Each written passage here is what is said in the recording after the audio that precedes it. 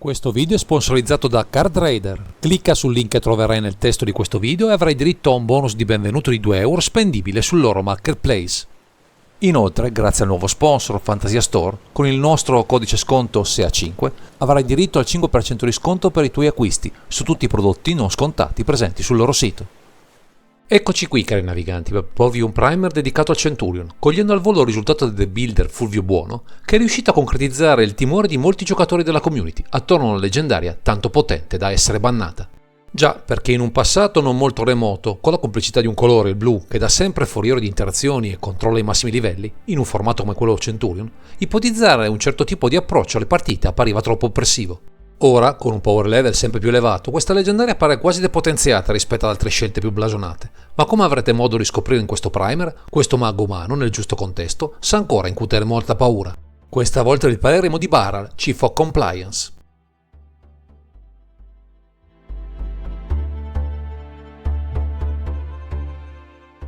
Siamo al cospetto di una creatura dalla nomea, giustamente, elevata, visto cosa ci offre nella zona di comando, ma dopo il suo ban nessuno, almeno finora, è riuscito nelle imprese di rendere funzionale una lista con a capo questa leggendaria. Ma andiamo con ordine, descrivendo le sue caratteristiche. Con 2 mana, uno generico e uno blu, abbiamo un mago umano con forza 1 e costituzione 3 e 2 abilità, collegate strettamente alle interazioni tipiche del suo color pie. Nella prima abilità c'è, le magie istantanee e stregoneria che lanci costano un mana generico in meno per essere lanciate. Mentre nella seconda abbiamo, ogni qualvolta una magia o abilità che controlli neutralizza una magia, puoi pescare una carta, se lo fai scarta una carta. Con la possibilità di avere uno sconto sul cast delle nostre magie istantanee e stregoneria, acquisiamo sicuramente un grosso vantaggio rispetto al lancio delle nostre interazioni, che arriveranno prima e meglio sull'avversario, frenandone l'azione. E però nella seconda abilità che otteniamo un motore di card selection formidabile, a patto di avere una massa critica elevata di carte che neutralizzano le giocate dell'opponente, magari sacrificando altre aree del mazzo, con tech e strategie di supporto apposite. Una lista che privilegerà le magie, dove il nostro Baral Chief of Compliance potrà solo risplendere, gettando nello scompiglio l'azione del nemico che potrà ben poco contro le nostre continue risposte a ogni sua giocata.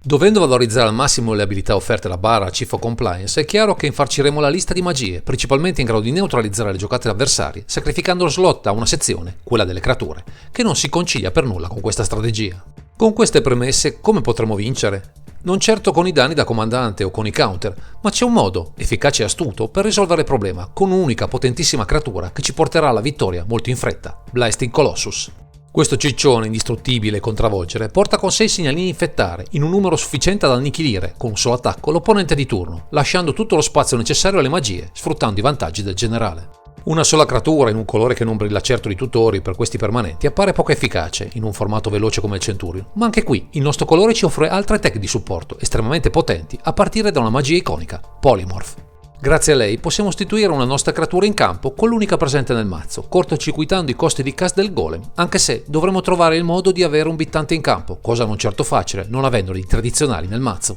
A questa magia affiancheremo comunque 2 tech simili, Rhino Wave e Synthetic Destiny, ma il problema resta, almeno sulla carta, visto che ci sono alcuni trick per ovviare a questa esigenza, dandoci modo di spiazzare il nemico con questa bomba con gli steroidi. In primis abbiamo alcuni generatori di token efficace, Currency Converter e Shark Typhoon, che ben sinergizzano con le magie, offrendoci facilmente pedine sacrificabili per gli effetti di Polymorph o banalmente per tenere testa a board complicati, bloccando assalti inopportuni. Abbiamo poi uno Steel Effect, Treachery, che ovvia la mancanza di creature con una rubata al nemico, così da offrire, su un piatto d'argento, qualcosa da bersagliare con le nostre magie, così da avere il golem presto, pronto a uccidere il nemico. Anche con alcune terre animabili, Blink One Nexus e Hall of the Storm Giants, otteniamo un effetto simile, così da poter illudere l'assenza di creature nel mazzo, oltre al colosso, rendendo efficaci le magie che lo possono riportare in campo dal nulla. Con una strategia così ottimizzata ci faranno comodo alcuni tutori, Merchant Scroll, Persona Tutor, Solve Equation, specifici per le magie, e Urza Saga per gli artefatti presenti nel mazzo, che in alcuni casi come Currency Converter agevolano queste giocate al limite.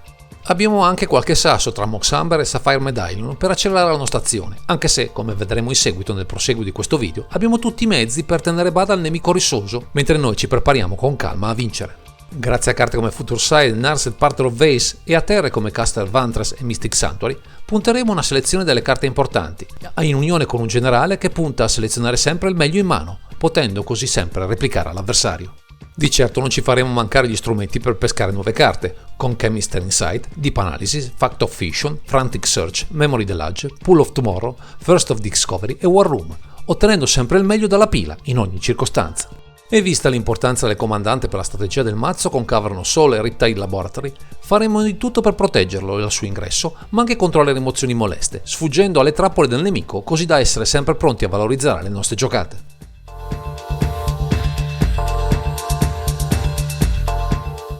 Viste le finalità proposte da Bara Chief of Compliance, non può mancare in questa lista un comparto interazioni, in particolare carte che ne neutralizzano magie, visto che avremo modo di ottenere una card selection invidiabile per tenere testa alle giocate del nemico. A questo effetto praticamente gratuito del comandante affiancheremo i migliori cantrip: Brainstorm, Consider, Gitaxian Probe, Flash on Insight, Impulse, Opt e Sylvan Division, così da avere sempre una mano impeccabile per rispondere colpo su colpo all'avversario. Poi, visto il colore a disposizione, non ci faremo mancare dei Mouse Effect, tra Blink of an Eye, Into the Roil, Leadership Vacuum, Snap e Otawara Soaring City, dal momento che non abbiamo un colore provvido di rimozioni puntuali su cui contare. Di certo però abbiamo qualcosa di più corposo, soprattutto verso le creature, con Crash of Tentacles, Cyclonic Rift, Engulfed Shore, Spectral Delage e Washout, per rimbalzare tutto il board o addirittura tutti i permanenti non terra del nemico, rimandandolo all'età della pietra. A queste magie abbineremo una tech del passato, Overburner, che punta a punire i mazzi con molte creature, rimbalzando loro le terre, rallentandone così di molto l'azione, mentre noi, vista la composizione del mazzo, non soffriremo affatto di questo incantesimo sconosciuto ai più.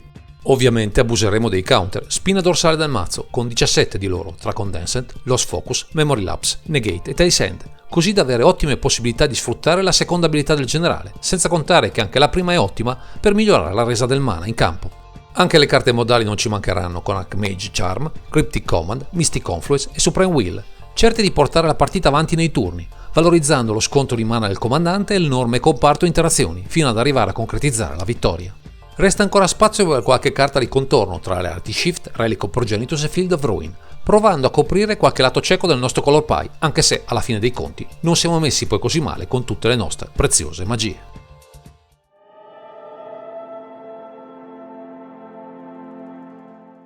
Il percorso che ha portato Fulvio Buono a cimentarsi in una build dedicata a Bara Chief Compliance è nata subito dopo il suo recente unban, dopo una lunga militanza nel formato 1v1 con un altro generale storico, Niv Mizzet Parun, ormai non più adatto al meta odierno. In un contesto locale non particolarmente ricco di mazzi agro, che sciamano in fretta, la scelta di un archetipo mono-blu è apparsa subito vincente, anche per replicare l'invasione delle strategie Reanimator e Tempo, che non avrebbero evidenziato troppo l'assenza del rosso e delle sue rimozioni di massa. Il nostro deck builder ha poi preferito valorizzare la meccanica Polymorph e come unico bersaglio Blasted Colossus, che ben sinergizza con l'effetto di Card Selection del comandante, ritornando nel grimorio nella caso finisse nel cimitero prima del previsto. Erano possibili anche altre scelte tra gli Eldrazi, ma alla fine si è preferito puntare su un'unica creatura che avrebbe portato a casa rapidamente la partita, dopo aver fiancato l'opponente col nutrito comparto interazioni presenti in questa lista. Insomma, una scelta ragionata, quella di puntare su Bara Chief Compliance e su strategie di gioco semplici che ne valorizzassero il potenziale, per adattarsi al meta di infermento con un comandante che fa paura appena si presenta nella zona di comando.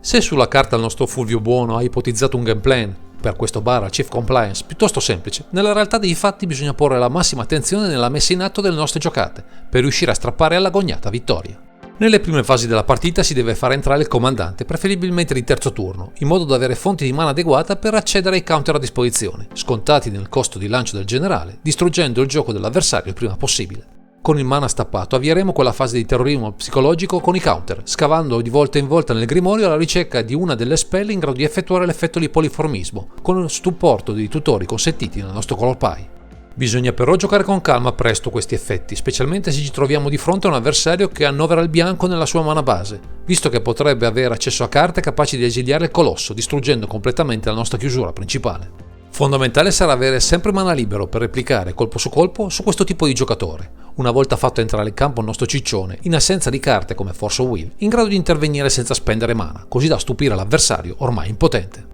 Non dimentichiamoci che potremmo anche, con le terre animabili, Shark Typhoon o lo stesso Council Converter con i suoi farabutti, fungere da chiusure alternative, se l'avversario ormai ha finito la benzina e non riesce più a sviluppare il suo gioco con consistenza.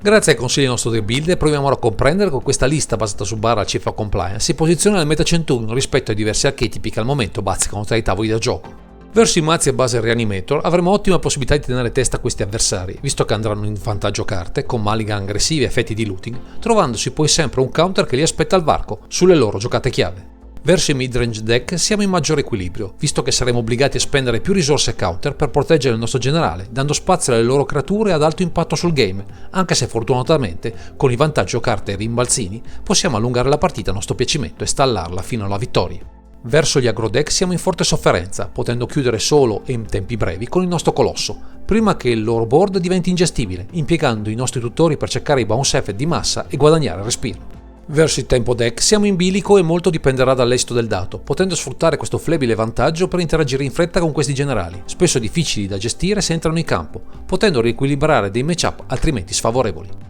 Verso il control deck siamo inaspettatamente in vantaggio visto che giochiamo meglio la pila con una quantità di risposte di base migliore rispetto alle liste classiche, con l'intento di strappare a tutti i costi il primo game, che sarà una lunga maratona in cui proteggere a tutti i costi il nostro generale. Verso gli archetipi a base ramp o combo basati sul verde, riusciremo a spuntarla solo se il nostro avversario non avrà modo di trovare le tipiche carte anti-blu, che possono rovinare completamente il nostro piano di gioco principale, disattivando l'intero comparto interazioni.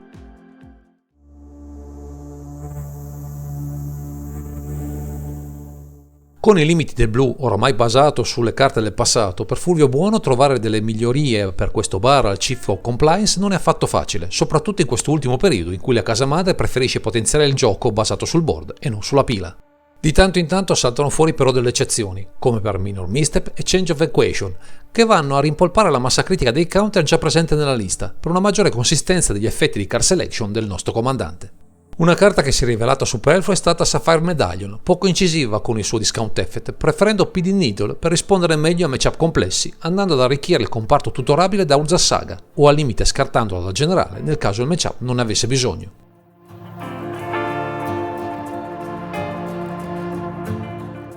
Siamo arrivati al termine di questo video, ringraziamo Fulvio Buono per averci illustrato questa leggendaria che rispetto al passato non è più onnipotente, ma può ancora ritagliarsi uno spazio con i giusti accorgimenti nel complesso meta del formato. Se volete un piano control affidabile, ma volete anche sfruttare una leggendaria in grado di offrirvi un forte value nella zona di comando, questo bar al Chief of Compliance potrebbe farla a casa vostro, dovrete solo porre la massima attenzione a come muovervi tra i tavoli, non dando mai nulla per scontato. Per ulteriori approfondimenti o anche solo per saperne qualcosa di più su questo formato, seguite anche il canale su YouTube, Centurion TV. Il link è presente in fondo a questo video dove troverete matchup, guida alle build e una community sempre pronta a darvi spunti e consigli. Direi che questo è tutto per questo video, grazie per averci seguito e non dimenticate di commentare, condividere e sottoscrivere il canale per ritrovarci sempre qui su Underground Sea.